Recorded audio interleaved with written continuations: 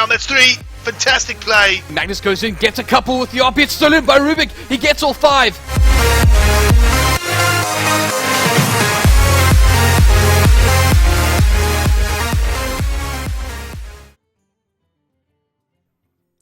Welcome back, ladies and gentlemen. We're going to be having an early start here.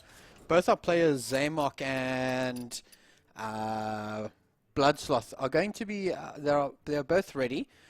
This is the losers bracket round 4, I think it is. Correct? Yeah. Well, the 3rd round of the losers bracket, but 4th round overall, I think. Yeah. All right. So yeah, I believe the winner of this goes on to face Self-Mud, and the loser is eliminated. So that's why we're bringing you these very big elimination games. Both good players. Bl00dsloth, quite an established player in DGL, and Zaymok, more of a newcomer this year. So it's a great storyline, new versus the old blood. Yeah, pretty much. All right, so that everybody can see on the overlay as well, Bl00dsloth has his Shaman banned, so he's got Druid, Paladin, and Hunter. Zaymok has got Rogue, Druid, and Hunter. His Shaman has also been banned. Dib, you've been able to do a little bit of work. Do you mind getting everybody up to speed with regards to this so far, and the classes and everything, etc.? Yeah, so Zaymok, we saw his decks earlier. He has the Miracle Rogue, the mid-range Secret Hunter. It's kind of a bit of both. The Token Druid is essentially what the Druid is, and well, the Shaman was banned, so no point talking about that. Whereas Bl00dsloth has the Secret Hunter with Yashaj, so kind of a little bit more all in on that Barnes Yashaj strategy. Also has double explosive shot and a Gladiator's Longbow. So he's really reduced the number of minions in his deck to maximize the value from Barnes, which is really what he's going for there, and also maximize the chance of getting a charge from his Barnes. He's running Beast Druid as his Druid with Curator and Rag as his top end. Very sort of aggressive deck there, which will probably line up relatively well against Zaymok's decks. And Anyfin Paladin is his final deck. They both banned Shaman. Personally, I think Bl00dsloth should have banned Zaymok's Hunter. I think his Hunter has a decent chance of sweeping Bl00dsloth's lineup. But we're going into the first game here. And we have the Hunter, the Druid versus the Paladin. Yep, and we are able to see both players' hands, so we are pretty much ready to go in this one. Yeah. This matchup is relatively even, I think. I think the Druid is a little favored. Usually a faster Druid would be a bit better here. Soul of the Forest is a big card in this matchup. We haven't seen it so far from Zaymok, but it's a card that really helps against these control decks because it makes it difficult for them to clear the board. You need to kind of clear the board twice to get rid of all the things that get created. Unfortunately for Zaymok, no wild growth here though. And a pretty good start for Bl00dsloth. He has the Doomsayer he could preemptively play, although that's not very good against Druids, so more likely to just see a hero power here. And then he also has the Acolyte and the True Silver Champion. So Acolyte's very important so that he can start getting some resources with from the draw. And True Silver is just good for fighting for board. Yeah, most definitely. We do know that both these players are aware of each other's decks, so they both know exactly what they're running. So that's why the Doomsayer is maybe not as good in this matchup. Maybe potentially saving it for a turn 4 or 5, Violet Teacher big play. So potentially could be saving it for something like that. Doomsayer is pretty awkward in this matchup for the Paladin. You kind of just play it when you can see that they don't have a clear answer on board, and then just hope that it works out. And if it doesn't, it just absorbs some damage. It's really not particularly great in this matchup. But the True Silver Champion will do quite a bit of work. Interesting that we see Zaymok going for the Wrath. I feel that he's probably not under that much pressure that he needs to Wrath the War Leader. The biggest concern he would have would be another War Leader coming down or a Bluegill, just to sort of apply more pressure. But you can see what he's doing is setting up for the turn 6, and this is actually where the Doomsayer can be pretty effective. I think we could well see a Doomsayer here from Bl00dsloth, which would be pretty strong, I think. Yeah. It would, after you saw Zaymok take a turn 4 wild growth, meaning he's likely wanting to set up for something on 6. Generally something like a Thorison or like Fandral or Violet Teacher in combination with something. So I think it could have been really strong for him to play that Doomsayer there. I think playing it on an empty board is sometimes the best use you're going to get from it as the Paladin here. Yeah. So I think Zaymok, he's going to be drawing more cards. I think he's just trying to get as much value out of that Thorison as possible. Yeah, especially now that he has the Violet Teacher and the Soul of the Forest in hand. Like, yeah, the more spells he can play on that turn, the better. And now that he has like next turn lined up pretty well for the Innovate Onyxia, but we do see Bl00dsloth does have answers to that. I mean, Consecration plus Eldor Peacekeeper is a pretty good answer, and he would have the mana thanks to Coin for both of those. Interesting that Bl00dsloth is doing that. I'm still don't know why he doesn't actually play the Doomsayer, because considering the line of plays that Zaymok has been playing, you must be anticipating something big is coming. And the fact that he hasn't actually played something, maybe he's just underestimating. Maybe he's just not. I think what he wants to do is he wants to set up for the Doomsayer after he clears, because then you're not giving your opponent, or you're using less of your mana. So you use your mana to clear, and then you play the Doomsayer. I think that's probably what he's trying to set up here. It's a little bit greedy, but in the end, I think this Acolyte is actually going to turn out pretty well. Also because he has the Eldor. So if Zaymok plays any of his sort of big turn 7 threats that you might expect, like Ancient of War, or innovates into any of the turn 9 threats, the Eldor Peacekeeper becomes a lot better against that, because you can just get more draws with Acolyte. And we see Zaymok is respecting the draws from the Druid, from the Paladin, and choosing to kill the Acolyte. Okay. So Interestingly he could have made the Paladin overdraw by 1.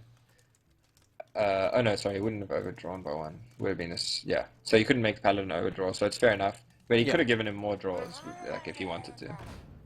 Yeah, most definitely. But I don't think you really want to do that with the Infant Paladin, because... No, not unless you can make them overdraw, like we saw in the earlier game between Greys and Pandemonia. That's for sure.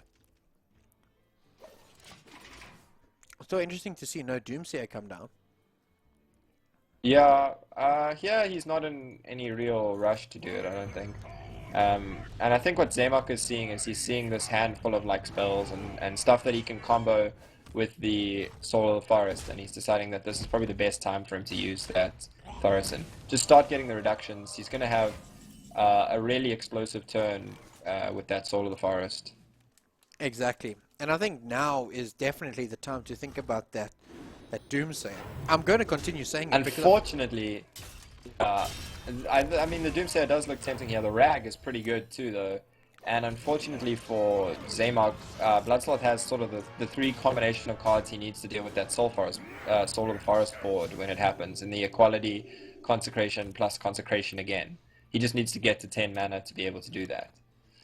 And that might be enough reason that Zaymok decides to sort of go off with that now. Although we're probably likely to see 1 Consecration when the Onyxia comes down here. Okay, so this looks kind of good on the surface, but he can now clear with the Onyxia and then double Consecration to clear the board.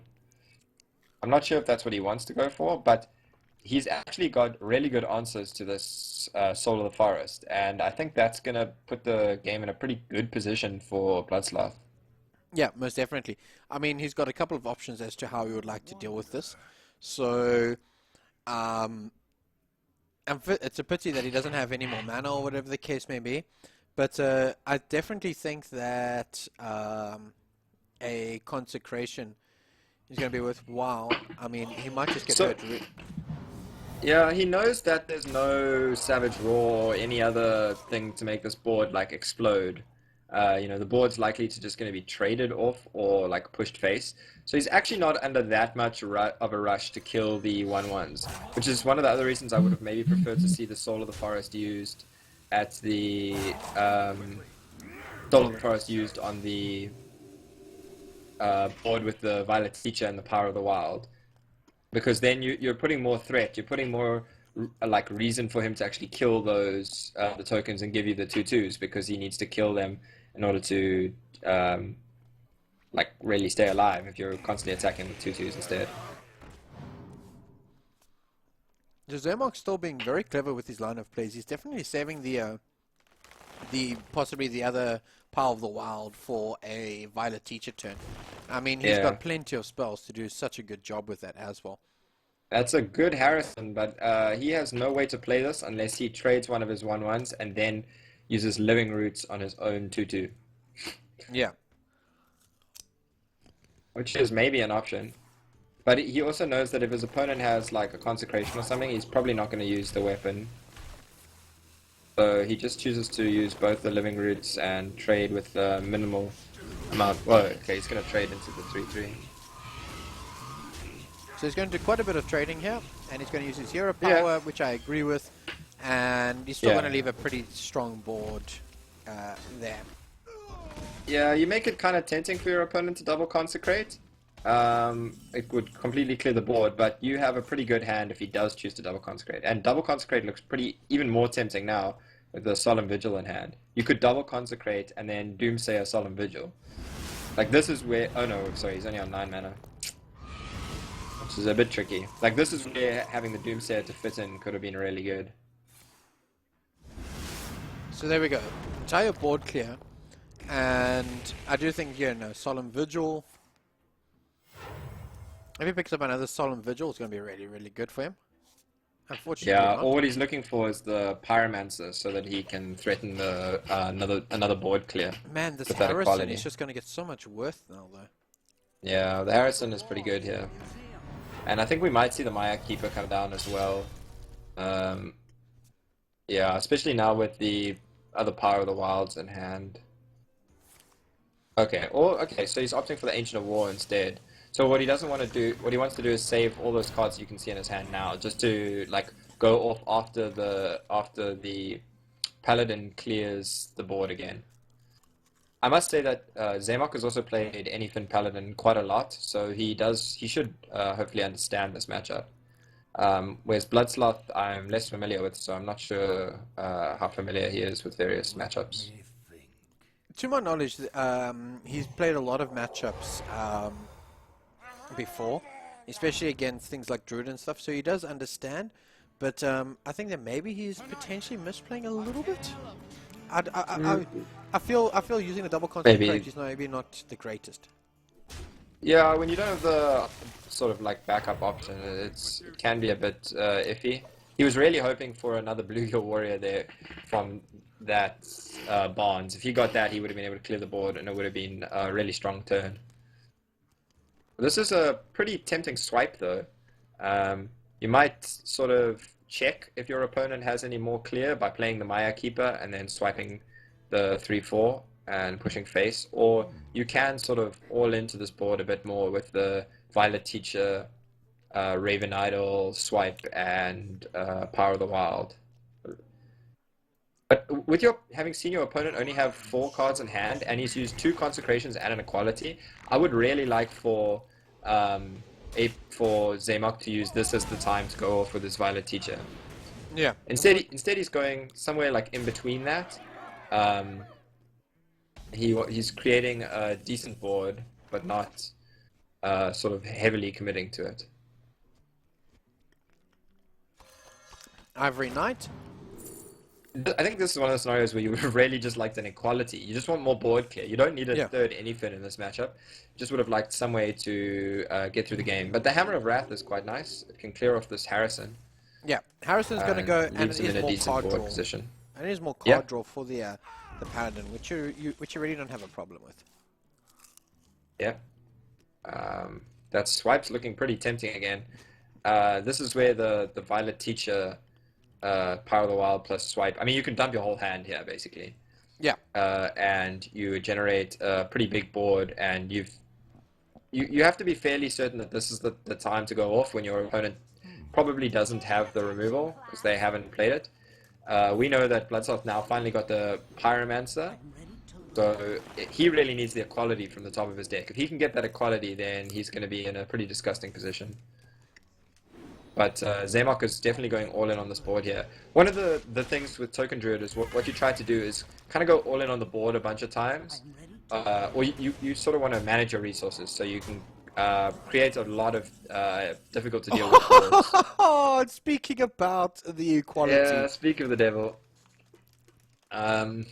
What I would like to see here is The Acolyte equality, well? then Pyromancer, then you could play the Pyromancer, I mean the Acolyte, or you could play the Doomsayer and then Forbidden Healing. He might also opt just to play the Doomsayer afterwards here, but I think this is one of the better times to play the Doomsayer. He could have done it the other way around and kept himself a 3-1. Yeah, he opts to just take the more health.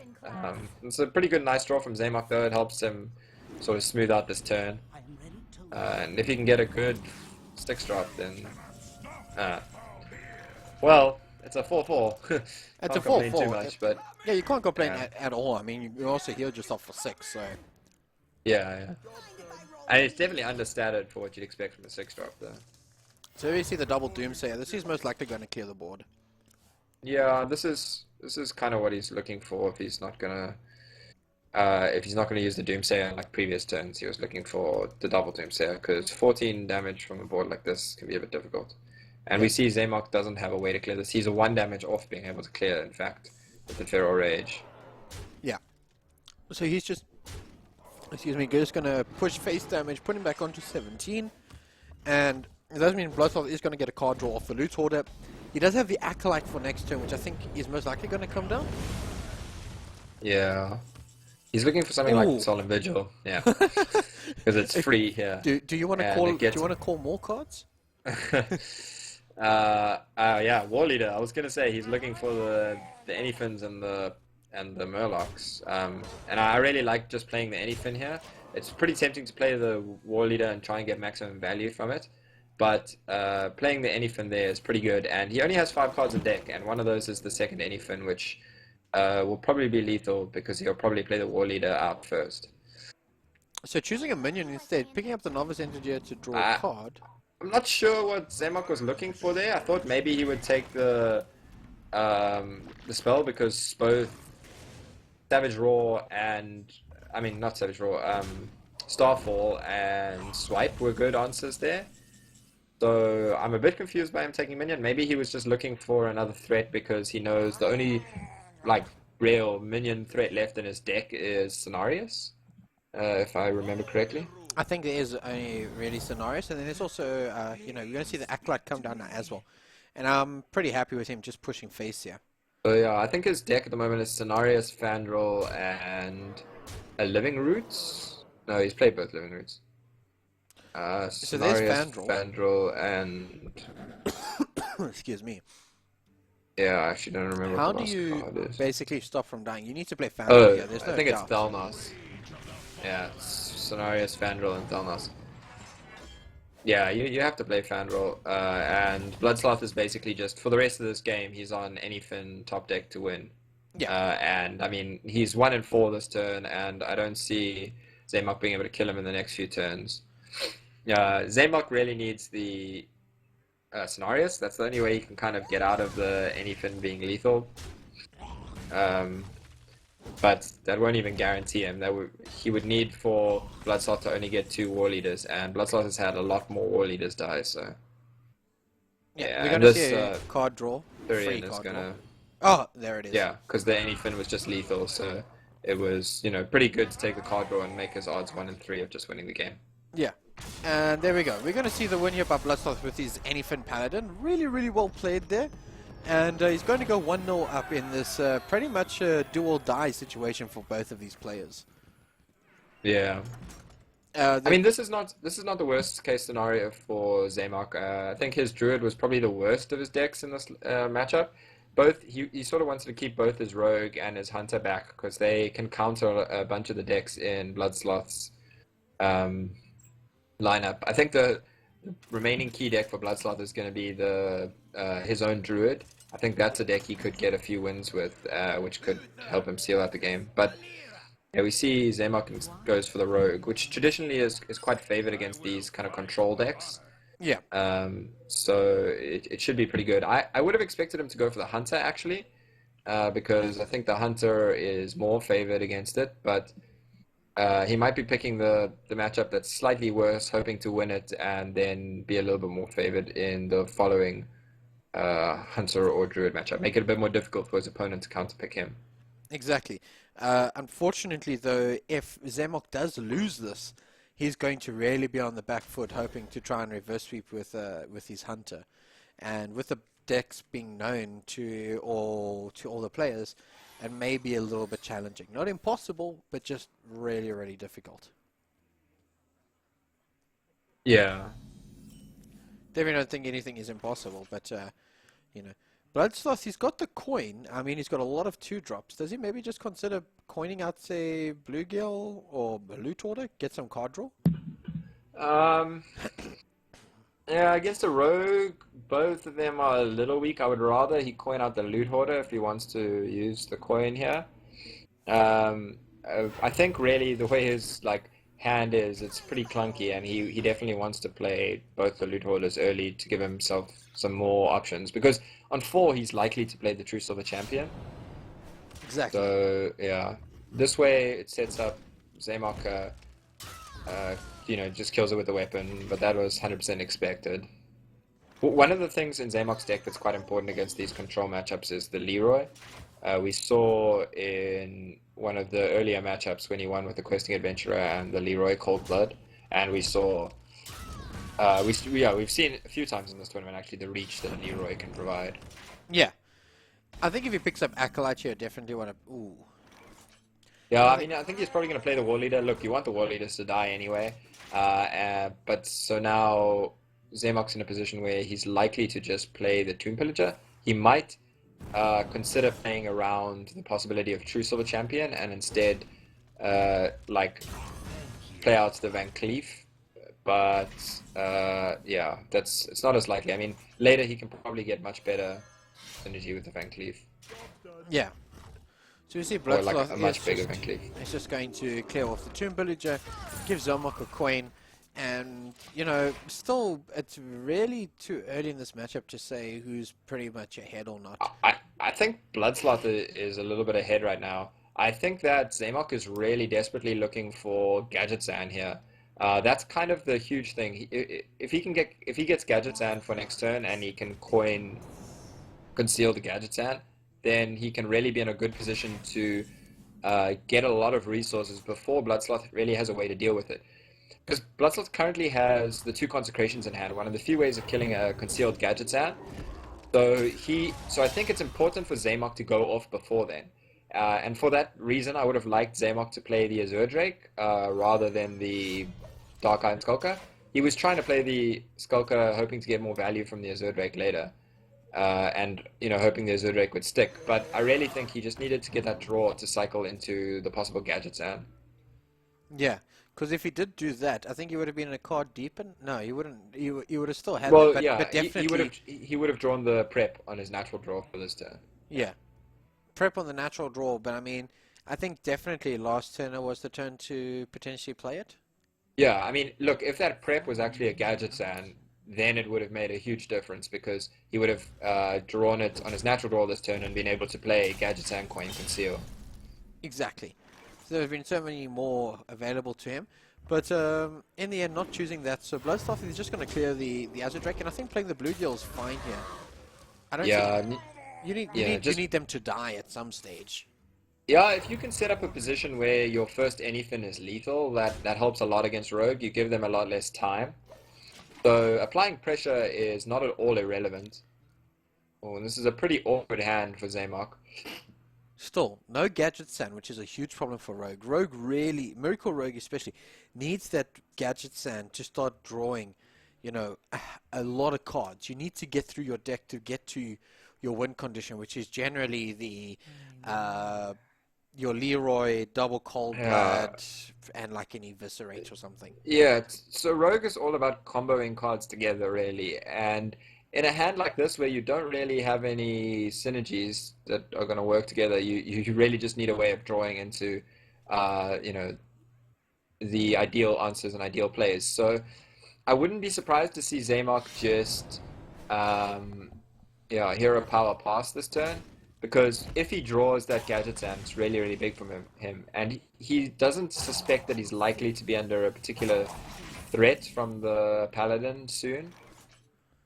I mean, we see Bl00dsloth finally drawing his equality, which is one of the other ways that he can answer the concealed gadget sand when it comes. But Zaymok is likely to draw quite a bit in that turn when he conceals his gadget sand. So it's unlikely he is going to really be punished by that. But Zaymok might now be tempted to play the Edwin, which will really play into the hands of Bl00dsloth, who kind of has nothing to do on turn 7 here. The Barnes is really good. So there's a chance that this gets a gadget sand. Ooh, okay. So not gadget sand, but questing adventurer. This might tempt Zaymok into playing the coin, the conceal, and the Edwin. He would give himself an 8/8 Edwin and buff his questing adventurer by 3. So it'll be a 4/4. Yeah, so he could also consider like prepping for nothing, but I don't really like that. The preps are still very good with the gadget sand when you get it. Yeah, you don't really want to waste, but Zaymok's got now choices of whether he continues to go with this with regards to the questing adventure being played, or... Zaymok's other option here is to not go too all in and just like play conceal without the Edwin, because now he's weak to the equality clears, whereas before he wouldn't have necessarily been weak to the equality clears. You know, if he just concealed, then he would have forced his opponent, like he could have played coin conceal, and then the consecration and loners are not enough. Consecration pyromancer would have been okay, but yeah, it would have put him in some awkward positions. Yeah, I think here you do need you have to clear the board, so we're definitely going to see a wild pyro equality come down. Yeah, I think you might play just equality consecrate instead. Keep the wild pyros as like a more utility card, and you can either play the wild pyro out after this to put a bit more pressure on your opponent, or you can just, you know, hero power again, because he is building up a bit of pressure. I mean, Zaymok does have 2 Fan of Knives that we haven't seen yet. Yeah. So question yeah. though, what Murlocs have died? 1 War Leader, 2 Bluegills, I believe. So he will have lethal with anything as it stands, correct? No, sorry, 1 Bluegill, 1 War Leader. Yeah, 1 Bluegill, 1 War Leader. So, no, anything is not lethal, but this Rag is going to be really, really big here. Healing up Bl00dsloth, putting him outside of range of maybe the burst finishes that Zaymok was hoping for. Because he still had an Eviscerate and a Cold Bloods that he could have hoped for. Okay, so here comes the Gadget Sand. Here, he basically has to play this quickly. He needs to play Gadget Sand and then probably Conceal, because he's going to conceal the Gadget Sand regardless. The only reason not to do this is in case he draws the other Questing Adventurer, because then it would be better to conceal after he plays that. So definitely, yeah, the Shadow Strike needs Yeah. to come down on Rag, just in case you're able to deal with it. Yeah, he wants to go for the clear here. I think he might consider Thalnos, but he can prep first to see what he draws. Okay, so he is going... is he just looking for the sap? I think that might be what he's doing. But I mean, at this Because now stage... you have to clear the Ragnaros. You can't leave the Ragnaros up. Oh, you know, of course not. There's no way that you'll be able to leave something like that around. And, you know, looking at the amount of... He's used a lot of damage. I think he might coin here. He still needs draw. He he needs his like burn basically. So only one bluegill has died. Are we sure it's not two? Yeah, I'm pretty sure it's only one bluegill. One bluegill and one So war leader? yeah, so it's only 4 damage from anything at the moment. I think he could play Equality Consecrate plus Bluegill or Equality Pyromancer plus Bluegill plus the War Leader. If he does it like this, he can fit in a Hero Power, which leaves him with lethal on board next turn if his opponent doesn't clear the War Leader.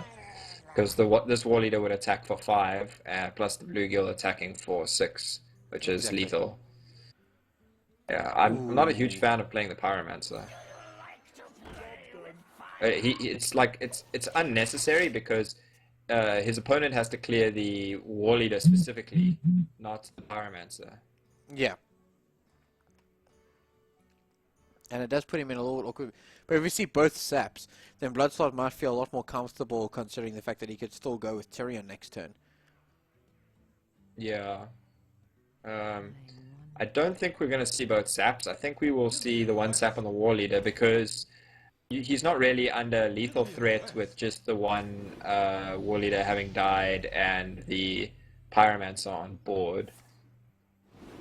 Because sapping the Pyromancer doesn't really do much. Any combos that he could do with the Pyromancer, he can still do with them, you know, before, do with them and play the Pyromancer, you know what I mean? Yeah. Like, he just wouldn't, he wouldn't necessarily be able to, like, it only really stops the equality thing, but we've already seen both equalities, so I'm not sure he needs to sap the Pyromancer. I think he's choosing to mostly because he wants the buffs on the questings. We're going to see him get pretty punished by that. After seeing both saps, the Tyrion is very, very alluring. Yeah. He does still have a second Cold Blood in deck, which and the Eviscerate. So with the Thalnos, if he uses his hero power to hit the 7, 9, and I think it's just 1 mana short of lethal. Because 5, 7, he's got 11 mana or yeah, but he needs the hero power. Oh. Yeah. So he needed to hero power the Tyrion if he was going to lethal using it.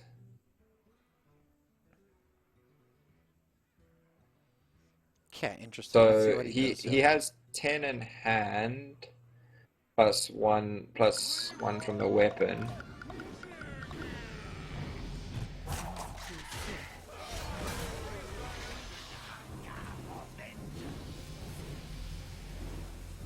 Yeah, I think this is the turn that you pretty much need to go all in.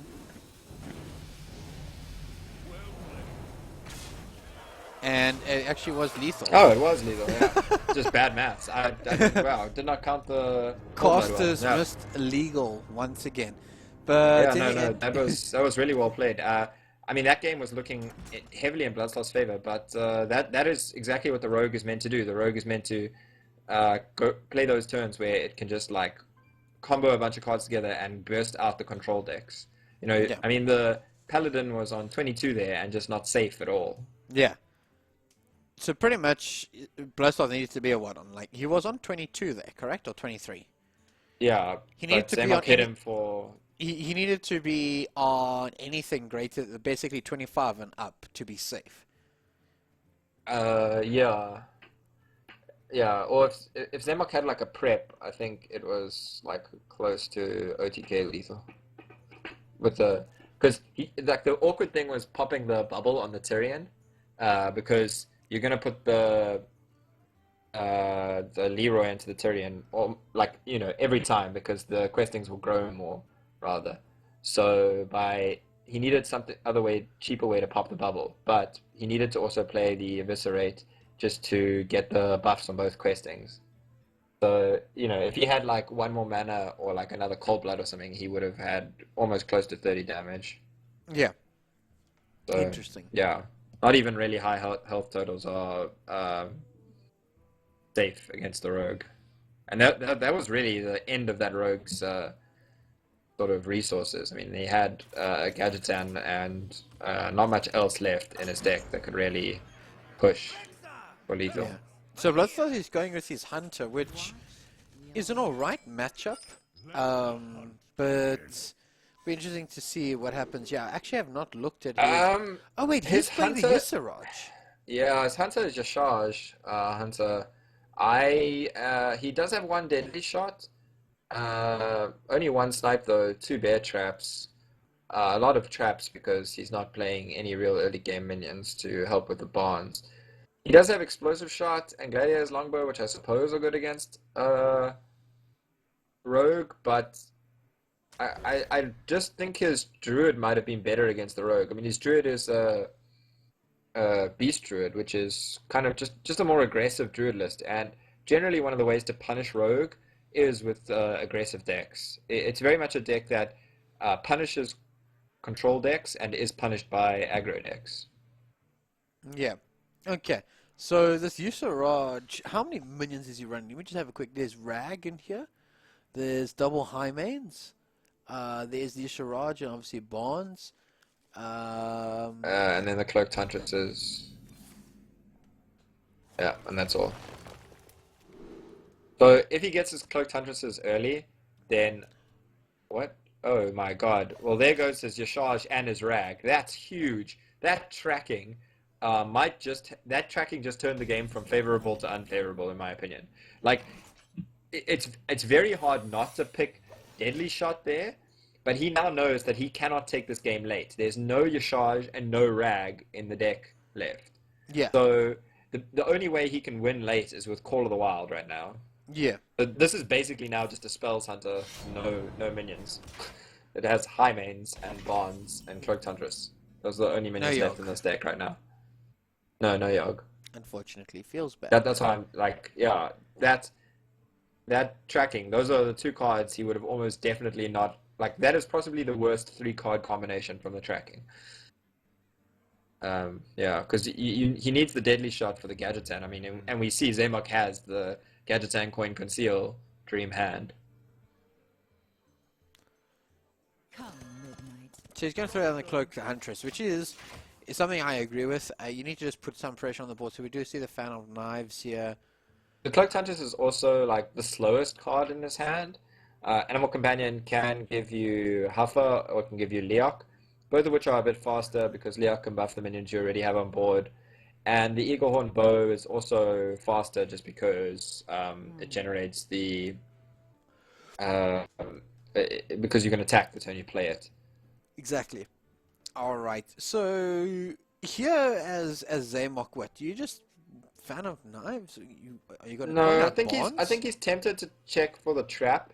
I think he might be a little bit blinded here by the like Fan of Knives Dalnos thing. Because but he uses a lot of resources to do it, so I think he might just play Bonds. Yeah. Expect maybe that his opponent trades and then he can Fan of Knives Dalnos next turn. Because I would say that the coin is usually there used for Bonds, but now that he sees the cats in the hat, he might be a bit tempted to go for the Thalnos play. Oh, and it's a Tomb There we Pillager, go. which is actually really not a bad collect for Zaymok. No, that's pretty much the perfect. ideal. Like, I don't think there's anything better that he could have gotten there. He really just wants that coin back now. He's like, oh damn, I wish I didn't use coin for that. I have a Gadgetan in hand. Oh, look, I can get another free coin. Another free coin for him, which is actually really, really nice. So now the question is, what does Bl00dsloth do? His hand is super awkward. All these 3 mana cost spells and minions and stuff, and he really just doesn't have a great play. I think, once again, he might just go for the slower play of the Cloaked Huntress. The Animal Companion can be pretty good though. Misha means he can just go face with the 3-4. Which is actually very, and very that's nice. that's pretty nice for him, yeah. So again, Zaymok is sitting, I don't know, he's actually sitting really, really comfortable. I think that Tomb Pillager changed a lot, but I also think the fact that the tracking gave Deadly Shot, Yusaraj, Yeah, and... he doesn't know that though. So he he is going to feel under a little bit more pressure to be a little bit faster than we know he needs to be in this matchup. But I wouldn't blame him for sort of feeling that like pressure to go a little bit faster. So he goes for the play here where he gets the coin and he can clear off the Misha with the fan of knives and his weapon.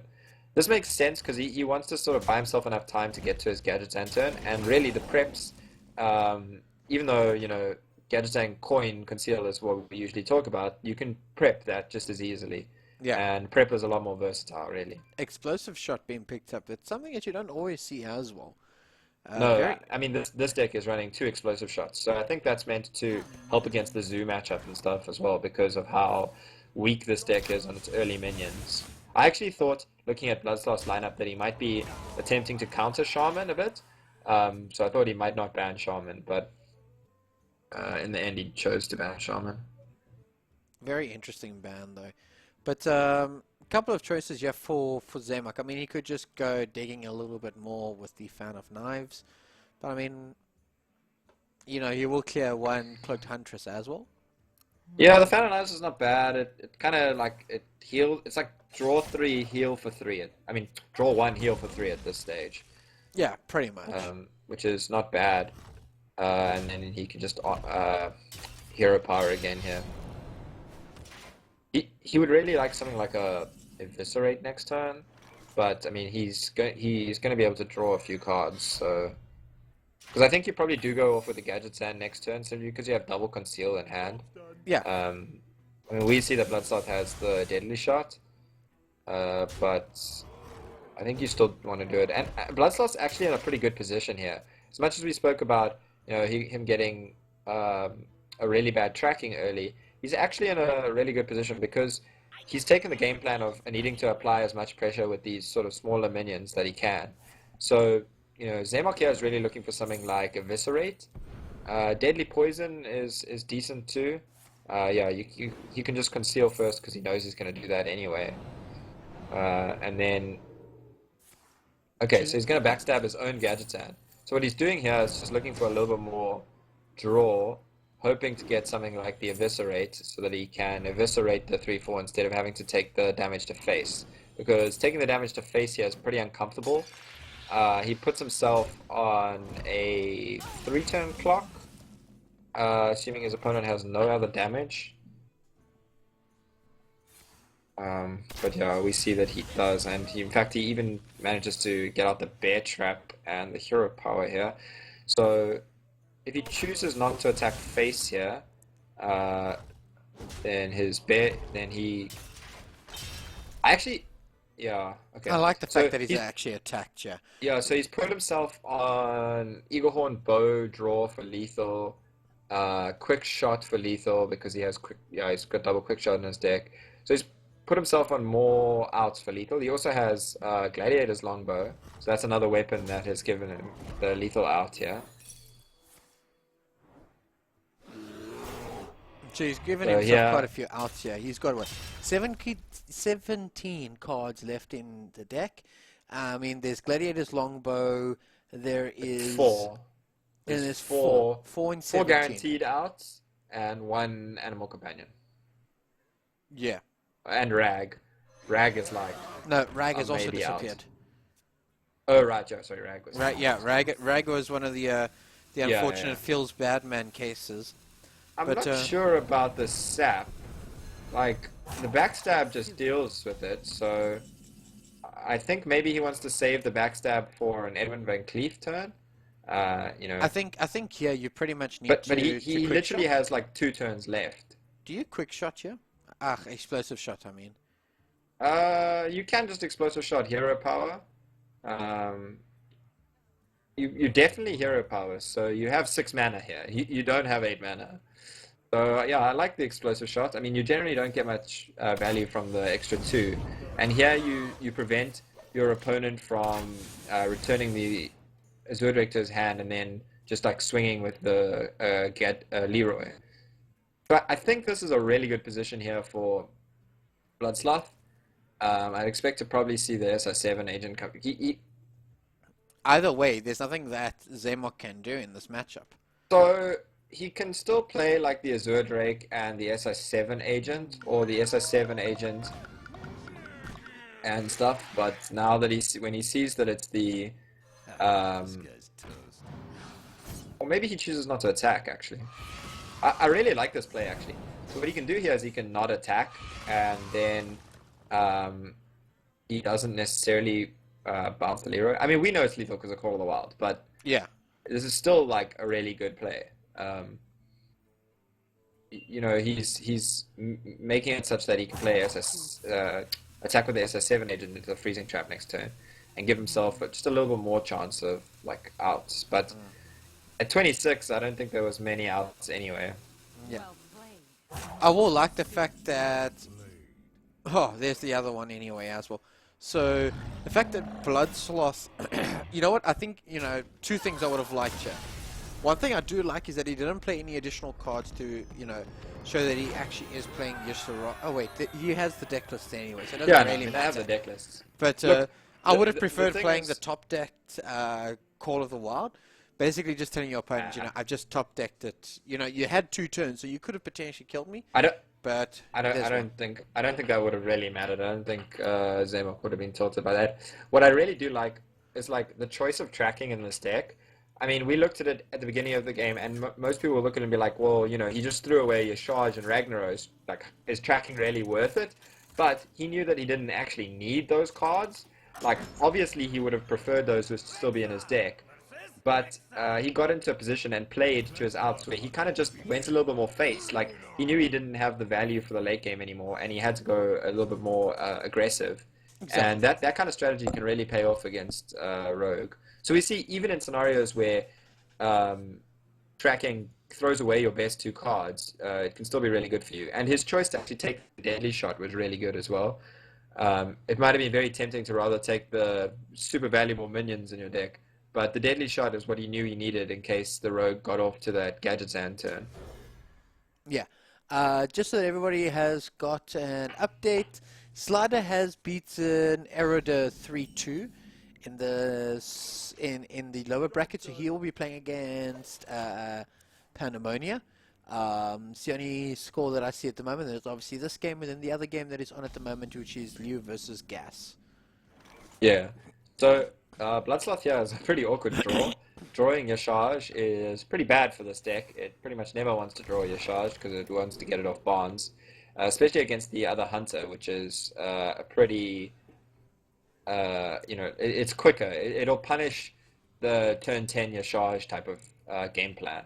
Exactly. So, yeah, it's a pretty awkward draw. We see once again tracking on, turn 2 this time, and he gets the Animal Companion. I think this is because he doesn't want to play the Cloaked Huntress quite yet. He wants to play the Secrets, so Animal Companion might have more value on board. Like, he has so many Secrets in his deck that he can wait until he gets the really good value with the Cloaked Huntress. Yeah. And we see Zaymok going for the Snipe. Pretty nice here, and it's going to turn out really well for him. That is pretty much the ideal minion he was looking to snipe, because it is the only minion for him to snipe, but for like Barnes basically. Yeah, Barnes would still give him the value of that additional 1/1, but actually And I very think- good value coming out of the snipe though. I think that snipe was really big. I would have really preferred to see Bl00dsloth play Animal Companion. The only secret he wouldn't have really played around by doing that is like freezing, because even if you like give him the cat trick, it's not that bad. It's much better than getting your Cloaked Huntress sniped, in my opinion. I don't know if I agree too much with the bear trap. I think the cat trick might have been a little bit better. You do know your opponent's still on coin, so yeah, cat trick would have. I mean, we see the cat trick definitely would have worked out better. It is turn 4, so it's unlikely your opponent play. There's no like 4-drops in the deck except Barnes and Houndmaster. He's not going to play Houndmaster on 4 by itself. So yeah, the cat trick was probably more likely to activate that turn. And that's a pretty good draw. With the secrets, it makes him like a bit wary about what this might be. Like, he might expect it to be like a freezing or something, in which case he'd probably just play the Houndmaster.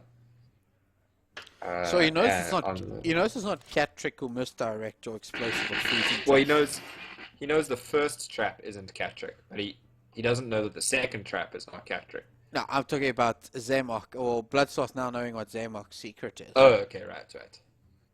Yeah. We're playing around all of that, but we're definitely going to see that this is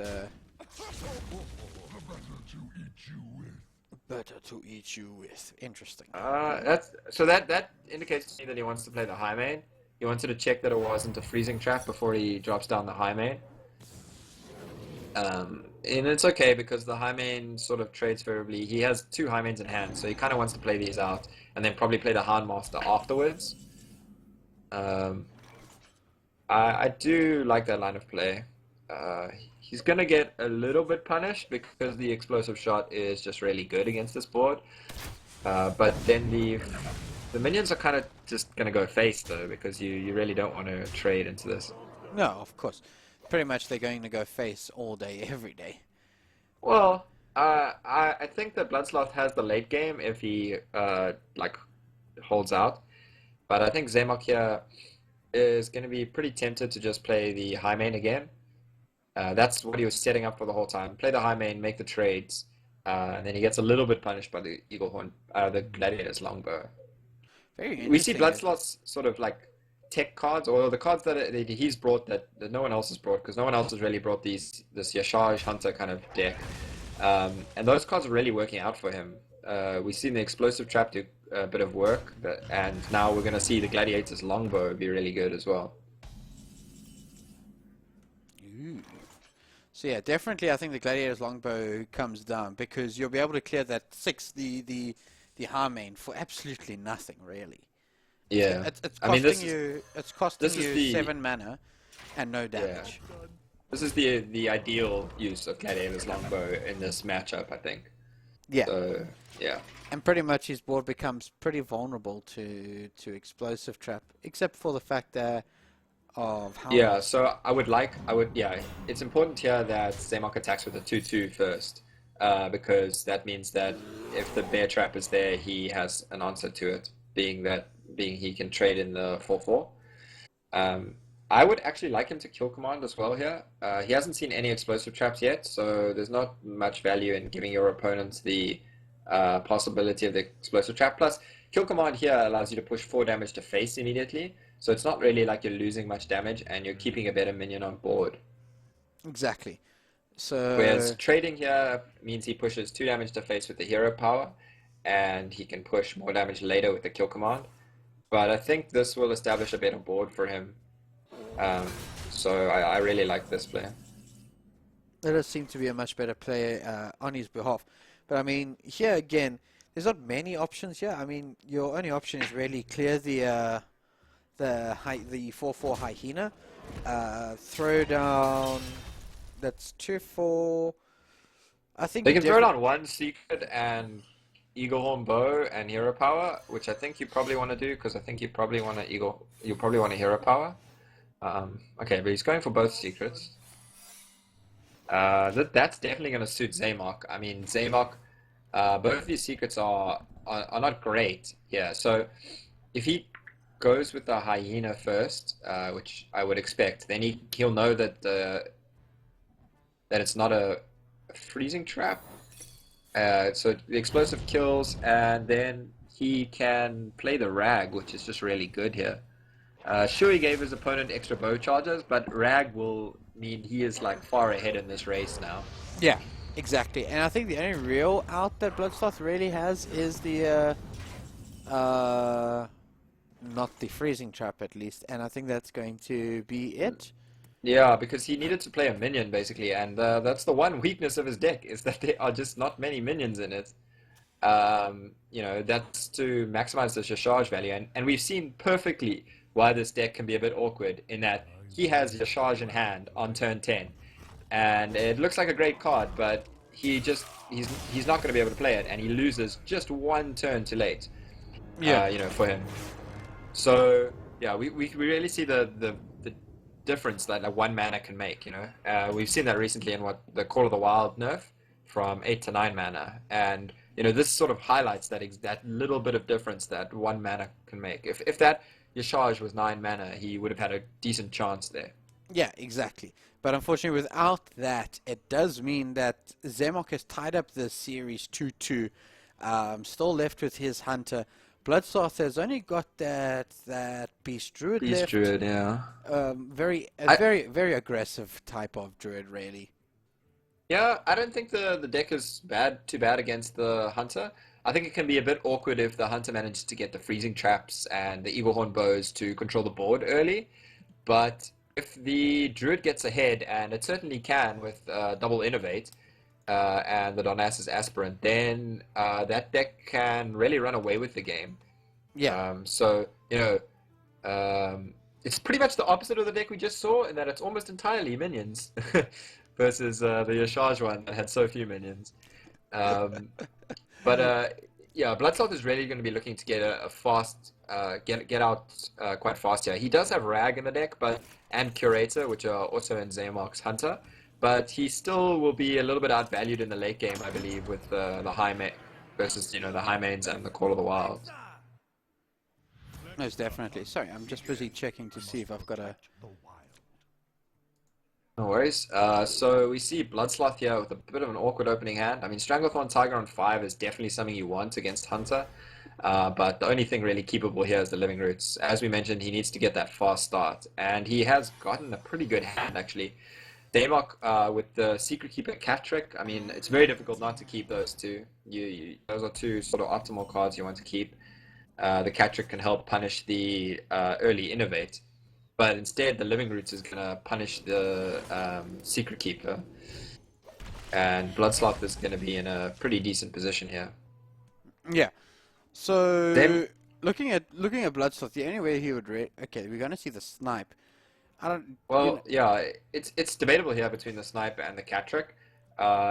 The deck is generally more minion heavy, and this is the way he's going to sort of stay in the game a bit better. But if he believes his opponent might coin a minion, then he might consider the Cat Trick. But overall, I like the Snipe because even if he was going to coin a minion, it just wouldn't be... It would just die to the Snipe anyway. Like, there's very few minions. We do see one of them in hand, though, which is the Druid of the Flame. If he brought that out as a 2/5, that would actually survive the Snipe. And we see that might be what Bl00dsloth is going to go for here. Because here he can play around both Cat Trick and Snipe. Because the Druid of the Flame sort of beats both of those. Which is actually really, really nice here. Man, there's another Secret Keeper, though, with the Cat Trick. Yeah, other than getting an Eagle Horn Bow, that's pretty much the ideal draw here. It puts him sort of for a favorable trade on board, and it makes it a bit awkward. I think we're likely to see Bl00dsloth just play out his Mounted Raptor and go face, but he probably goes face first to check for the freezing or explosive trap, yeah, because there's no bear in Zaymok's deck, and you really don't want to give him the snake trap if it is snake trap, so you don't just want to trade here. Yeah, exactly. You don't really want to just do anything unnecessarily, so... Sorry, I'm just busy. The Snipe is really tempting here. No worries. The Snipe is really tempting here because it puts your Secret Keeper sort of out of range of the trades, and it also means that, or out of range of the easy trade of the Mounted Raptor at least, and it also means that it's going to be difficult for your opponent to play any particular minion. The best thing they can usually play on 4 being Savage Combatant, and that is very specifically countered by the Snipe. Yeah. Yeah. So I think we may be likely to see Bl00dsloth coin out or play the Druid of the Saber in charge mode. I think it's a good trade here, and then he can play the Darnassus Aspirant afterwards. Certainly once he sees that it's Snipe, he'll be a little bit happy because he didn't play the Savage Combatant, you know? And playing out the Druid of the Saber here, he could just play that again, play the 2/1 charge again, and clear the Secret Keeper like that. I definitely see no issue with that. The other thing is you can do is just the Darnassus Aspirant, but I think really he's just going to be seeking a little bit more damage. So I see. Ooh, he's going with Panther. So for the stealth. So I mean, this way Zaymok would need 2 secrets in order to buff the Secret Keeper out of trade range, and that's unlikely. Ooh. Okay, Kindly Grandmother, that's pretty good here. I think you probably trade into the 3-2 here because you set up a board state where he's likely to get a 1 health minion because statistically 1-drops are generally 1 health minions. So that means your Kindly Grandmother has a little bit of a better trade here, which we do see happening. Yeah. So he's also now got, he's got a little bit of an awkward hand. I mean, he doesn't really have another beast. So that Menagerie Warden, I think he's definitely going to try and keep for the stealth minion. But he's also now, Bl00dsloth has to weigh up the options of actually trading and everything here. Yeah, I think you definitely want. No, I think you're going to use the stealth minion to clear the first half of the Tiny Grandmother, and then the 2-1 into the second half of it. This way, you actually protect your Savage Combatant. Instead, he is opting to just try and save the Menagerie Warden for the Stealth Panther, like you mentioned, which I'm really not a fan of. I feel like you need to be a bit riskier here to get a bit more value, because if you get 2 Savage Combatants on the board, then you start, all of a sudden your hero power is 5 damage, which is pretty insane. Yeah, exactly. Your hero power becomes just short of a fireball every single turn. And that is pretty... We might see Zaymok not going for the trade, but I think he knows that one of the ways he's going to get blown out of this game is if he gets that other the Menagerie Warden sort of double on the Savage Combatant. So he respects that and makes that, even though it leaves him with sort of an awkward trade into the second half of the Kindly Grandmother. Yeah. Big bad wolf. Yeah, the big bad wolf. So, I think the Menagerie Warden is definitely the player onto the Saber-Tooth Panther. Yeah, and he opts to go face as well. I can't blame him for that. He has the swipe in hand for some more reach, so he's really hoping to be able to close out the game like that. So this is tempting for Zaymok. I mean, you can play the Kindly Grandmother and hero power and go face and try and race your opponent. You're starting 10 HP behind, but your board is just like much better. So it's a very sort of difficult scenario. He can try and make some value trades. Trade the 3-2 and the 4-2 into the Menagerie Warden, and trade the 6-5 into the 3-2. The thing is that you need leaving to, his opponent with only 5 damage. Trade, you have to, otherwise you would have died. 11. There was 17. You would have died to the swipe and hero power. You would have died to the swipe in hand, sure, but like he doesn't know about the swipe in hand. Yeah. I agree, he probably does trade it. It's probably too far of a stretch, especially with him having Call of the Wild in hand to try and push for the race. Yeah. And I think he would have set up a scenario where if his opponent didn't have lethal in hand, he would have had lethal the next turn, so his opponent needed to then trade. Yeah. And, let's... I'm not a fan of the way he did trade here, but yeah, I think he should have traded the 4-2 into the 3-2, but it looks like he just wanted to generate the 2-2s on board. Do you generate a taunt? I mean, Bl00dsloth has to know that next turn is Call of the Wild. No, well, turn 9, because next turn is turn 8. Oh, turn 9. Man. Oh, yeah. Feels bad, man. Feels bad. The good old days of the 8-mana Call of the Wind. But Bl00dsloth has to realize that turn is coming up soon. I kind of like the Menagerie Warden again on the 3-2 and going face with the 3-2.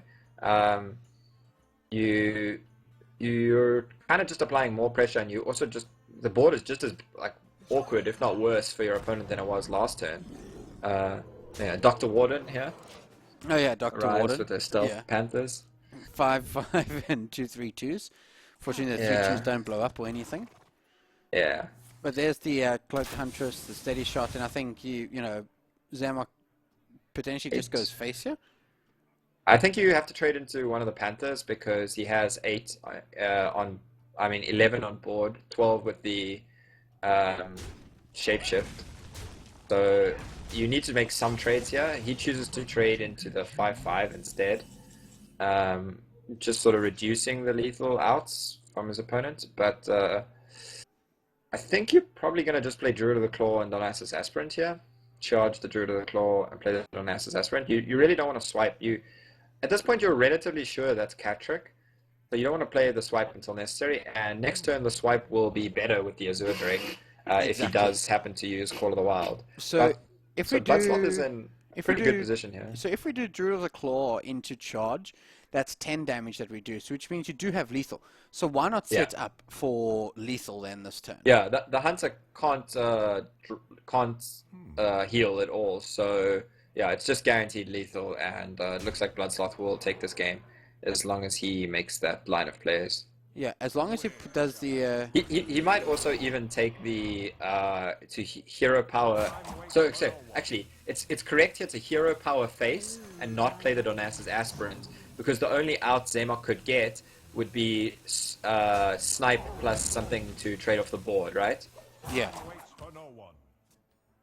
Yeah, I'm not a big fan of not killing the minion here, but it's not going to leave him in the worst scenario. Like, unfortunately for Zaymok, he has to trade most of his value in. But I really do think Bl00dsloth should have gone with that line you mentioned, with setting up the lethal for next turn. Yeah. And then instead of playing that on Donatus Aspirant, you use the Shapeshift to put your opponent on 4, and then you don't even need the Azure Drake, because you don't have to worry about it getting swiped. Although you could just swipe and then hero power face anyway the next turn. But yeah. Okay, so the fact that he's now got the Azure Drake, like, is there anything else in Bl00dsloth's deck that he could get which would assist him in this, and potentially pulling away a little bit more? Living Roots? Living Roots, potentially. Innovate is good because it allows him to play the Druid of the Flame as well. I would like to see him innovate first, though. I believe this is just a mistake, because he knows it's cat trick, and he could have just baited out the cat trick and killed the cat in the hat immediately, with the swipe being 2 damage AoE. Yeah. I don't think it's going to make any difference in this match, barring another Call of the Wild.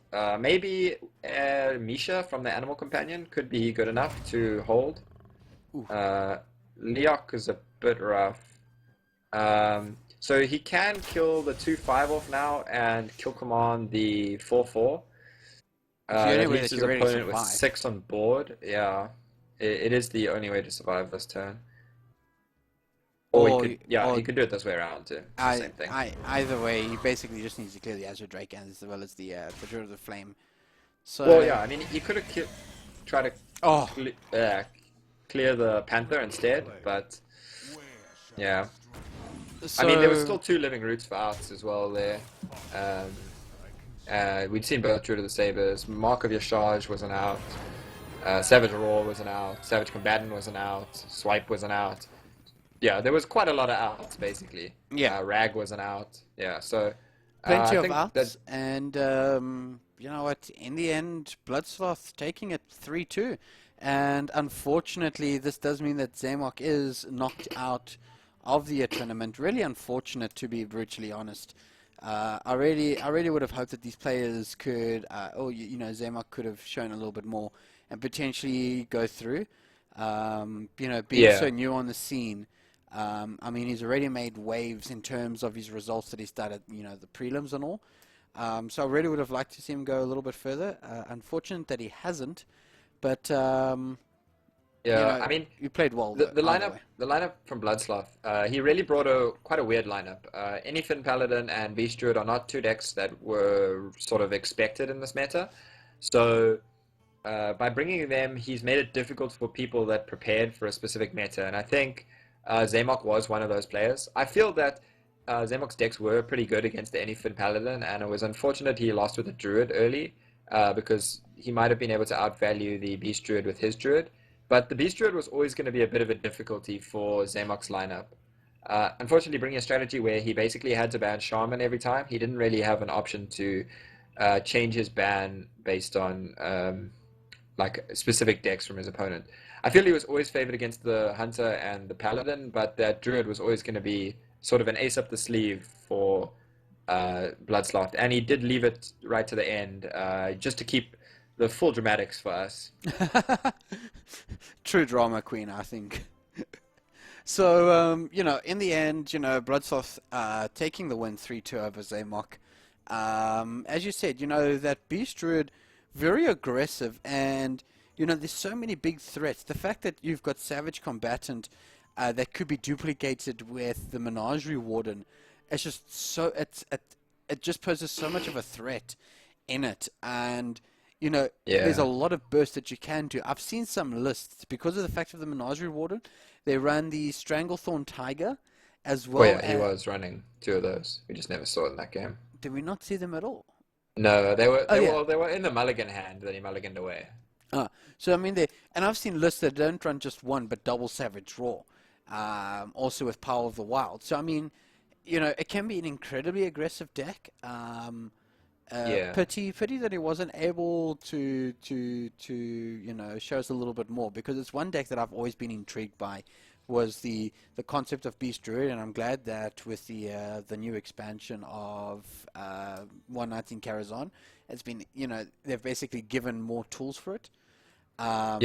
Curator also means a lot for the deck to help it stop not run out of resources. I mean, he had a double Azure Drake and the Curator in his deck to sort of help draw more resources if you're up against a control deck that manages to control your board. But props to Bl00dsloth for bringing quite an unusual lineup and making it work. I mean, he's in the lower bracket, but he's advancing on to play Self-Muert after this, and that's going to be quite an interesting matchup, I think. Yeah, it's definitely going to be a very interesting matchup, that one. But we get to see Self-Muert versus or his control warrior versus the Anyfin Paladin, and I know Self-Muert has played a lot of that Anyfin Paladin, so he's definitely going to know that matchup really well as well. Yeah, most definitely, if it comes to that. It should, though. But anyway, so guys, we don't have any more results.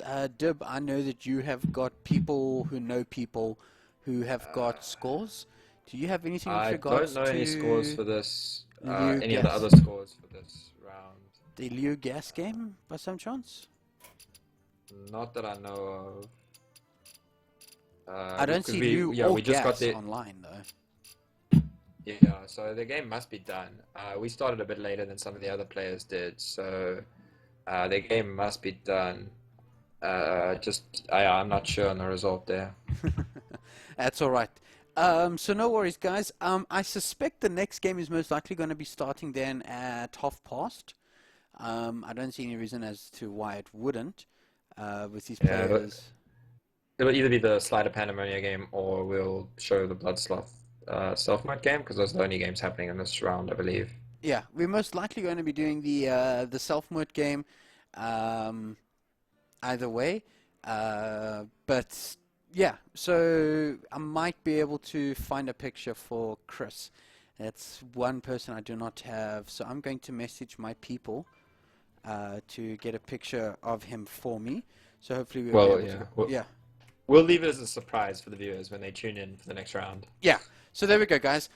Your next game will be a surprise. It's going to be one of 2 games. It's either going to be the Slider Pandemonia game or the Self-Muert Bl00dsloth game. So, guys, thank you very much for tuning in for this little bit. As soon as we are back, we'll be able to give you guys some details with regards to what has happened and what is unveiled with regards to the Liu Gas game. Thanks very much, guys. I believe they haven't played yet, so that might also be in the next round, yeah. So I think we just had the lower bracket in that round, contrary to the original schedule. So yeah, I think that it looks like they're going to do the winners bracket in the next round with the lower bracket, the other lower bracket games. Ah, all right. That does make a little bit more sense. So anyway, guys, we'll be able to give you a bit more information at a later stage, but we will see you guys, I'm going to assume within the next 15 minutes. If not, we'll most likely then be at 5 o'clock, I believe. Yeah, so if we don't see you at 4:30, we'll definitely be seeing you guys at 5. All right, stay tuned. We'll see you guys shortly.